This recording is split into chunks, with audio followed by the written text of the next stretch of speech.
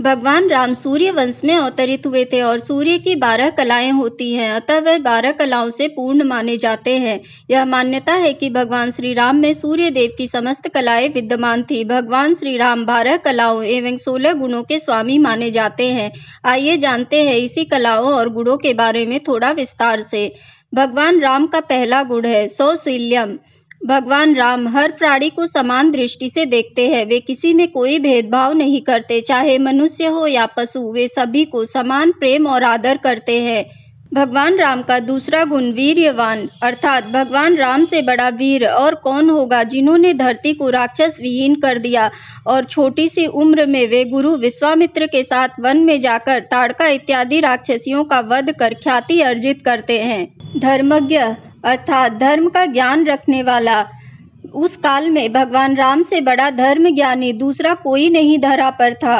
कृतज्ञ, आभारी या आभार जताने वाला, विनम्रता से परिपूर्ण। भगवान राम हमेशा कृतज्ञ रहे। रावण की मृत्यु के पश्चात उन्होंने वानर सेना को पूर्ण हृदय से आभार व्यक्त किया और जीत का श्रेय भी दिया। सत्य, भगवान राम ने हमेशा सत्य का पालन किया। अपने संपूर्ण जीवन काल में एक बार भी उन्होंने असत्य नहीं बोला। दृढ़ व्रतः, प्रतिज्ञा पर अटल रहने वाला, दृढ़ निश्चयी। भगवान राम दृढ़ प्रतिज्ञ थे, इसलिए तो जब भरत उनको लेने आए तो वो मना कर देते हैं। यहाँ तक कि कैकेयी माता के वचन वापस लेने पर भी वो अयोध्या जाने से इनकार कर देते हैं। चारित्रेण च को युक्तः, अर्थात धर्मात्मा, पुण्यात्मा और अच्छे आचरण करने वाला आदर्श चरित्र। भगवान राम तब से लेकर अब तक सदाचार के उदाहरण है। आज भी वही हमारे आदर्श चरित्र हैं। जब बात सदाचार तथा मर्यादा की हो तो पहला नाम श्री राम का ही आता है, इसलिए तो उन्हें मर्यादा पुरुषोत्तम कहा जाता है। सर्वभूतेषु हितः, सभी प्राणियों की रक्षा करने वाले रक्षक, सहयोगी। भगवान राम सबकी रक्षा करते हैं, जैसे उन्होंने बाली से, उसके भाई सुग्रीव और उनकी पत्नी की रक्षा की थी। विद्वान, भगवान राम के जितना ज्ञानी और विद्वान व्यक्ति तो तीनों लोकों में कोई नहीं। वे सारी विद्याओं के ज्ञाता थे।